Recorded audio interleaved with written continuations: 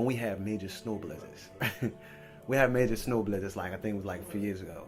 We had the military riding through the streets with guns. They sit on top of their gun, you know, the trucks and stuff with guns, sitting, looking out the window with guns, riding through in the big trucks and stuff in the back with guns, like we're at war, you know? But it was just, no, it was just snow outside. You're just trying to protect people and keep it clear. You know, there's just, I think it was just like a threat, like a scare, just a scare, you know. If the guns in the military was just something to scare the people, you know. We don't hear no incident. You never heard an incident of when the military had to be involved in something within the United States and they had to take out force. You know, you never hear incident about that. You know, and it's something you can't cover up nowadays.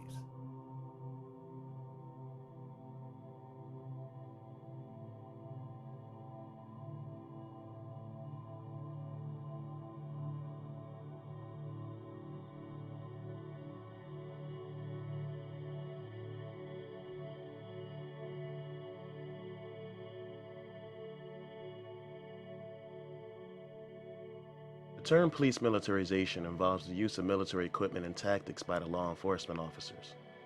This includes the use of armored personnel carriers, assault rifles, submachine guns, grenades, grenade launchers, sniper rifles, and the SWAT team. If you want to talk about police militarization, most people start looking back in the 1970s. And that's really when we start to see the acceleration of police militarization. But in order to actually understand how we get to that point, we have to actually go back a little bit further. So if you look at the Constitution of the US, and if you look at laws that were passed in subsequent years, you see that the founders had a very keen understanding of what we refer to as the paradox of government power. And that is the idea that anytime you give the government enough power to do something, you are entrusting them to do whatever that activity is, but you're also trusting them to not abuse that power. And so from that, the idea is that you need to come up with a way to constrain the government so that they don't abuse those powers. And one of the things that the founders did was they separated very purposefully the functions of the military from the functions of the domestic police. And they wrote into law that the military could not actually be used as a domestic police force. But we start to see that over time, this separation of these two groups, it starts to become particularly blurry. Experts say there's a long history of militarization of the police dating back to the race riots that broke out in a handful of U.S. cities in the 1950s and 60s. Keep on riding until they stop on it.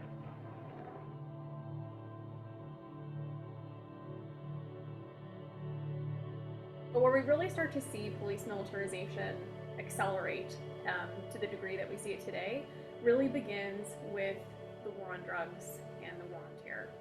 And the reason those two events are particularly important, there are a couple of reasons. The first is that they both represent major crisis points in U.S. history. Whether we want to think that they were actually crises or whether or not they were just perceived doesn't actually matter. But the idea behind a crisis is that you have some major event and then people freak out. So there's this call for the government to do something to combat, in this case, illegal drugs or terrorism. So the war on drugs officially starts in the 1970s. So I think it's in 1971 Richard Nixon officially declares a war on drugs. And at this point, you start to see PSAs, other kinds of ad campaigns talking about things like the quote-unquote epidemic of crack babies. And basically people start freaking out that illegal drugs are going to completely erode American society, it's going to destroy the American youth, and that drugs are just going to be basically the end of the world. And as a result, going back to the economics of crisis, they call upon the government to do something. Ladies and gentlemen, I would like to summarize for you the meeting that I have just had with bipartisan leaders. America's public enemy number one in the United States is drug abuse. In 1981, you see the passage of the Military Cooperation with Law Enforcement Act, which allows the Department of Defense to share information with local law enforcement. It allows them to share tactical information and also allows them to share weapons with police departments as well as maintain these weapons. Along with that program, you have Program 1033, which was issued by the Department of Defense. This allows for the transfer of old military equipment to local police departments. There's another program called 1122, which allows for the transfer of new equipment.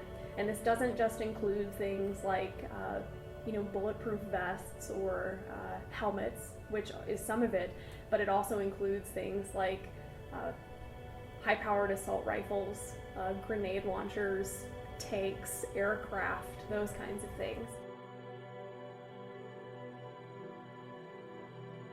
Since the 1970s, riot police have fired at protesters using guns with rubber bullets or plastic bullets, which were invented by the British Ministry of Defense in 1970 for the use during the Trouble riots. Tear gas, which was developed for riot control in 1919 by the U.S. Army's Chemical Warfare Service, is widely used against the protesters of today. The use of tear gas in warfare is prohibited by various international treaties that most states have signed. However, it's law enforcement or military use for domestic or non-combat situations which is permitted.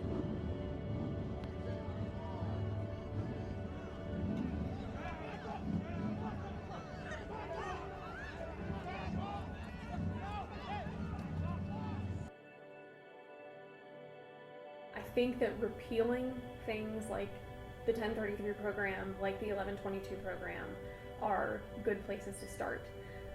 What I think will probably happen with the executive order, at least based on what I've read so far, is that the rhetoric that Obama and others are using is that, well, this is clearly a problem. We need to make sure that the police departments who are using this equipment have a quote-unquote good reason for using this equipment, which is basically doing exactly what we've done before, because the police departments who have this equipment through these programs, they've already supposedly justified why it is that they need these things for either drug interdiction purposes, for counterterrorism purposes. That's the quote-unquote good reason that they've given. So I think it's potentially a first step. I think that repealing those programs is maybe something that we could do. In terms of a long-term solution to this problem, I think that it's a lot more complex, because I think you're fighting a lot of different battles at once. So at a bare minimum, you have to have a massive shift in public opinion that police militarization is a serious problem and is something that needs to be corrected. I think that's a pretty big assumption in and of itself. But more than that, even if you do have a large shift in public opinion, the other thing that you have to combat is a massive, you have to combat this massive massive terrorism complex and a massive drug complex. So you have a lot of parties who are particularly interested in keeping these kinds of things going. Police departments who get a lot of their funding from saying that they're doing they're counteracting drugs or they're counteracting terrorism, they're not going to want these programs to go away, because it's a large portion, and in some cases it's the majority of where their funding comes from. They don't want that to go away.